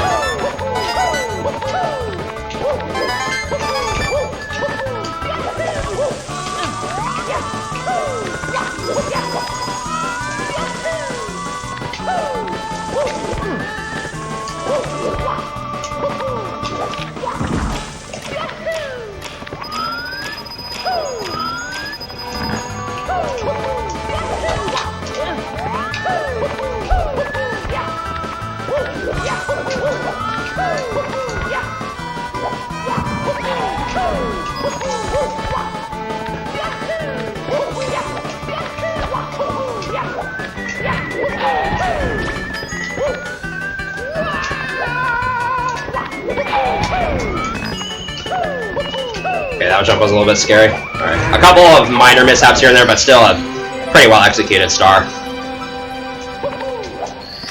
And now I just gotta make my way up to the swamp.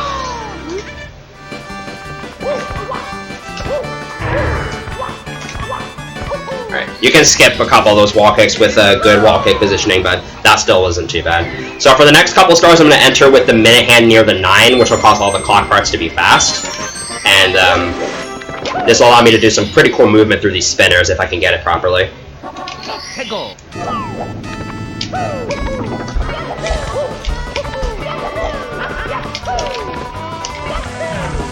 Oh boy. Okay, those were awkward angles for that long jump, so I thought I wasn't going to make it. And those are going to be the only 2 clock settings I enter on. I'm either going to enter one that's stopped or moving fast.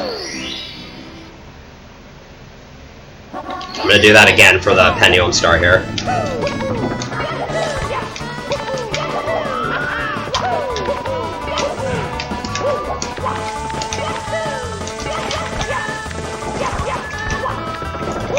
That was pretty good. I'm going to take a brief break here to, again, delay star number 1 as much as I can. So I'm going to now enter with the clock parts frozen to do time jumps on not moving bars. And again, this level is mostly just parkour movement, so there's really not much to say about what I'm doing. It kind of just speaks for itself.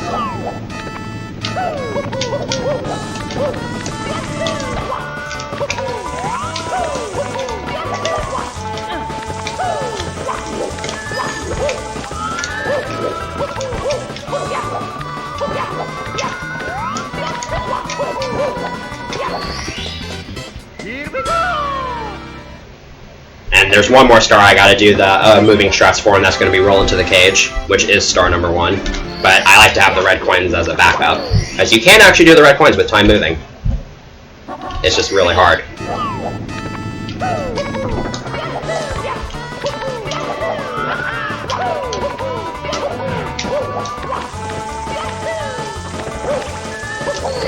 I played it a little bit safe there at the end, so I didn't fall down.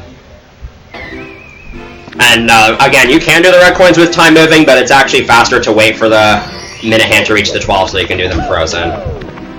It's also just better.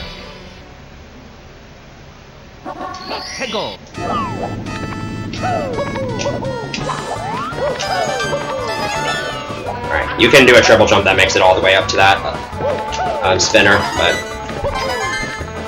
I didn't quite do it right. Alright, this is slow movement.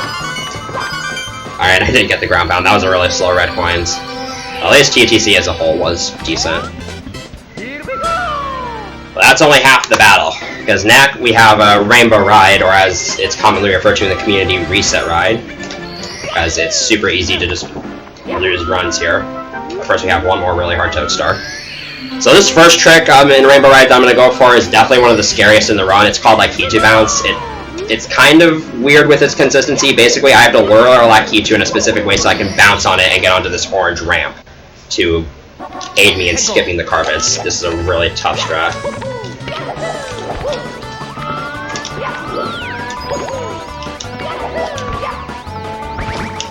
Alright.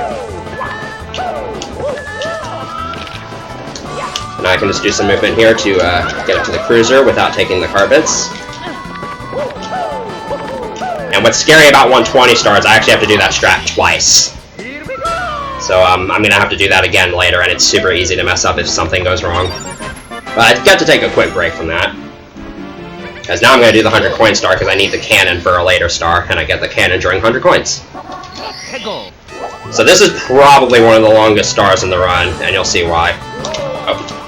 I actually meant to ledge grab there, but that's fine. I don't want that Fly Guys coins anyways. I did, but... I'm just 2 coins down, which isn't a huge deal for this route. As long as this Lakitu cooperates and I don't have any coins fall off the edge. Alright, we're good. So I'm not actually going to be collecting this, I'm not actually going to be doing 100 coins with red coins here either, because I don't know how to do carpetless, so unfortunately I do have to ride the Big House Carpet Ride, which is about a 1.5 minute auto-scroller. Yeah, I know, really exciting. But there's 15 coins I can get during that carpet ride, so I might as well get the coins during that carpet ride. And while I'm here, I can talk to the Bob-on Buddy to open the cannon, because I'm going to need it for a later star.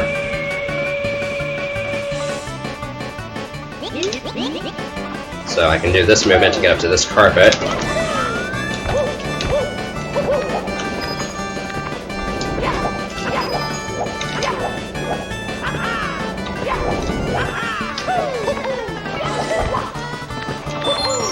And now we just kind of have to wait on this carpet.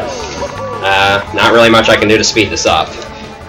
So, yeah, just kind of sit here and enjoy, I guess. This is a really nice part of the run to just kind of wind down and relax, because obviously you don't have to do much during this section, and the rest of the run is action-packed for the remaining, like, 5 minutes of it or so.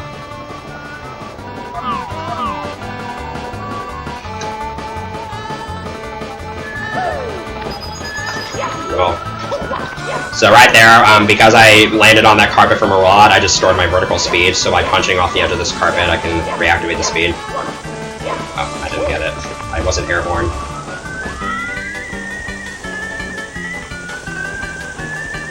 Yeah, that's called vertical speed conservation. It's not really useful in speedruns, but it's a pretty cool trick.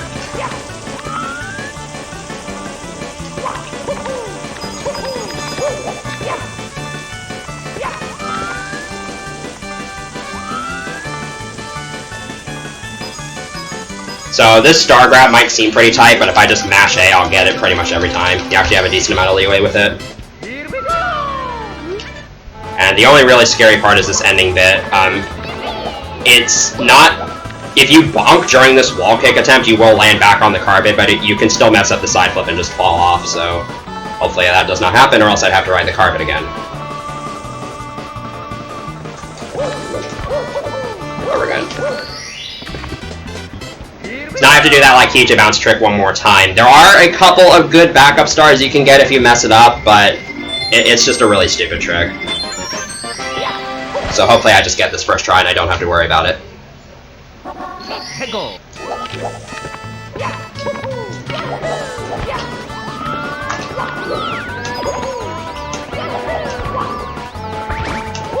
Alright.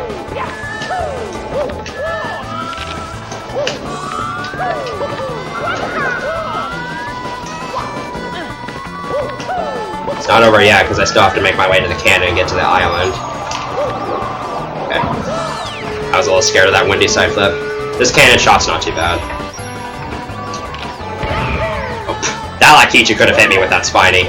You can actually get shot out of the air by that Laikichu and it's spiny, so I got very, very lucky there.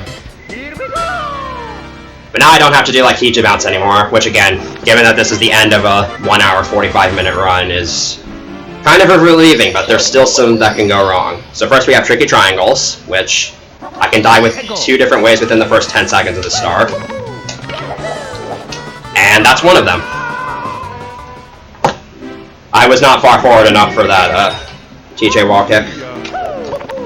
So I'll go for it again. It's not too difficult of a strat. I just happen to not be far forward enough. There we go. And then there's this really difficult long jump. There we go. I gotta make it through the triangles. Alright, that second time was executed perfectly.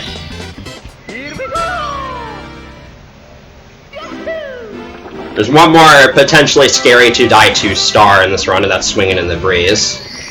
So, this star is somewhat simple, movement-wise, but it can still go wrong if you mess it up.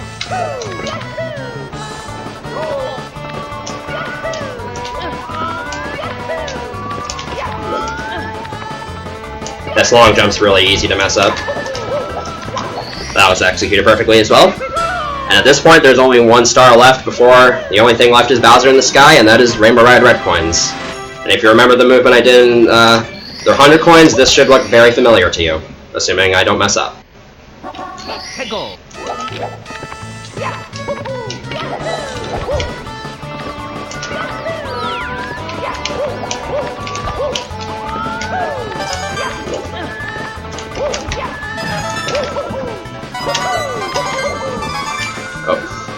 I meant to just slide off there, but I wasn't far back enough.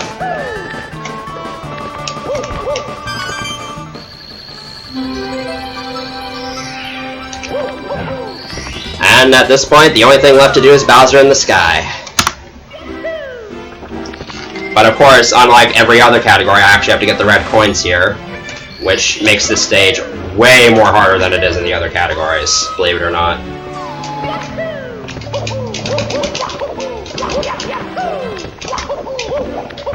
So for this first red coin, I can do this somewhat precise triple jump to get to it, instead of pushing the box.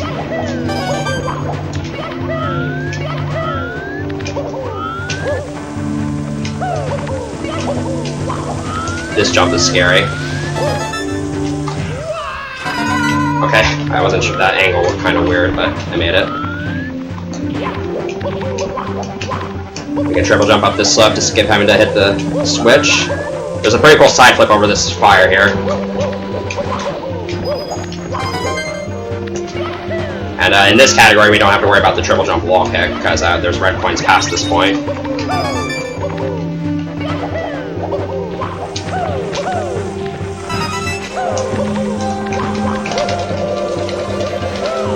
Normally you can't grab onto the bottom of a pole like that, but if you press B on, I think it's 2 consecutive frames, you can actually get enough height to make it onto the pole like that, and it has that funny little animation glitch.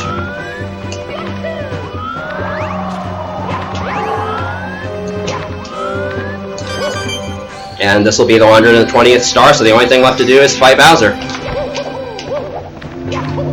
And I have not mentioned this until now, but I am actually on PB pace, but I have to not miss any throws. And if you've ever seen speedruns of this game, missing throws is very common. So, let's see how this goes.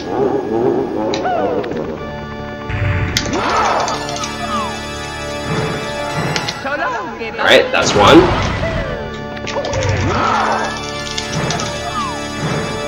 That should be 2.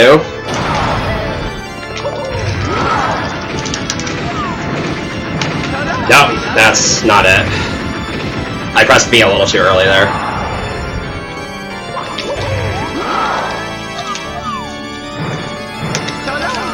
Actually, I think this is still like barely a PB. So that's actually really surprising. So timing in this ends when I touch the Grand Star. Which is right now. So 1:45.50, that is a PB by about 1 second. And that's actually my first PB since August of 2018, so kind of surprising for a marathon submission video, but there you go. That is Super Mario 64 120 star. As you can see on my splits, the world record is a 1:38.28 by Simply, so obviously I am not anywhere really near the best of this category, but this is a really cool category to show off in marathons. Obviously 120 star has gotten a lot of love over the years for its many optimizations, many tricks. SM64 is just a great speed game in general, even if I do give it crap sometimes. And I definitely think this game deserves to be in any online marathon. So I like doing 120 star no resets, especially when they go well, like this run did. This run actually shows how much potential I still have in this category, so yeah, and with that, I'm going to let the rest of the credits roll out, because it's the PB, and thank you for watching, and thank you for considering this submission.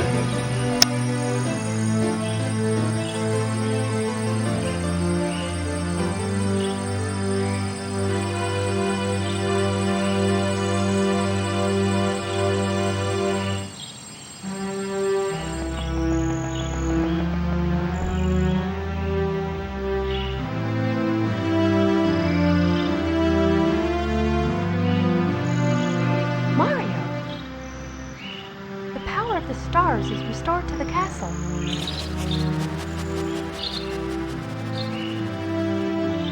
And it's all thanks to you. Thank you, Mario. We have to do something special for